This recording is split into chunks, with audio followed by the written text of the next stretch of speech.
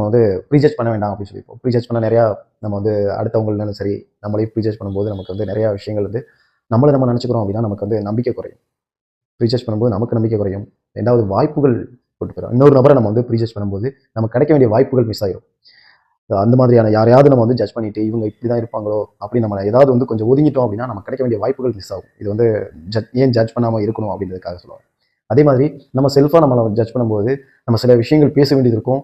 ஒருவேளை அவங்க தப்பாக எடுத்துக்கிட்டாங்களா அப்படின்னு சொல்லி நம்ம மாற்றிட்டோம் அப்படின்னா இந்த இடத்துலையும் நமக்கு நிறைய வாய்ப்புகள் மிஸ் ஆகலாம். நம்பிக்கை குறையும், பயம் வரும். நம்பிக்கை குறையும் மீன்ஸ் நமக்கு ஒரு நபர்கிட்ட பேசணும்னு நினைப்போம், பேசாமல் விட்டுருவோம். அப்போ அது நம்ம வந்து நடக்காது. அப்போ இது நடக்காதோ, எனக்கு வராதோ, எனக்கு இது செட் ஆகாதோ அப்படின்ற மாதிரியான ஒரு நம்பிக்கை வந்து குறைய ஆரம்பிச்சிடும். அங்கேயும் வாய்ப்புகள் மிஸ் ஆகும்.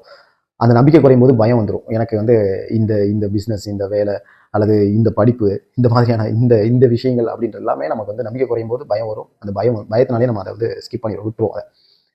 அப்போ நம்ம ஜட்ஜ் பண்ணுறதுனால தான் இதெல்லாம் நடக்குது. எது நடக்குதோ நடக்கலையோ, எது இருக்கோ இல்லையோ, நம்ம என்ன விஷயத்துக்காக இப்போ இந்த இடத்துக்கு வந்திருக்கோமோ அதை நான் செய்யணும் அப்படின்ற மாதிரியான ஒரு விஷயம். மனசு பயப்படுமா? பயப்படும்.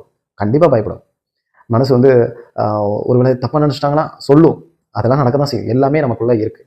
அதெல்லாம் வெளியில் காட்டாமல் யார் அதை ஓவர் கம் பண்ணியிருக்காங்களோ, எஸ் எது வேணாலும் நடக்கட்டும், நீ பேசாமல் அமைதியாக இரு, நான் செய்கிறத செய்வேன், என் கூட மட்டும் இரு அப்படின்னு நம்ம சொல்லிட்டு நமக்குள்ள 1000 விஷயங்கள் பயம் வரும், வெக்கம் வரும், கூச்சம் வரும், தயக்கம் வரும், எல்லா விஷயங்களும் நடக்கும். அதெல்லாம் ஓரங்கட்டி வச்சுட்டு நான் இன்னைக்கு இந்த விஷயத்தை செய்ய வந்திருக்கேன், இவங்ககிட்ட பேச வந்திருக்கேன், இவங்ககிட்ட நான் சொல்ல வந்திருக்கேன், இவங்ககிட்ட நான் ப்ரெசன்டேஷன் பண்ண வந்திருக்கேன், இந்த விஷயங்கள் நான் செய்ய போகிறேன், இன்னைக்கு நான் செஞ்சுட்டு போவேன், அவ்வளோதான். இப்படி நம்ம பேசிட்டோம் அப்படின்னா அது எல்லாமே காணாமல் போயிடும். அந்த இடத்துல நமக்கு வாய்ப்புகளும் கிடைக்கும், அந்த இடத்துல வெற்றியும் கிடைக்கும். அதனால தான் நம்ம யாரையும் ப்ரீஜட்ஜ் பண்ணக்கூடாதுன்னு சொல்கிறோம்.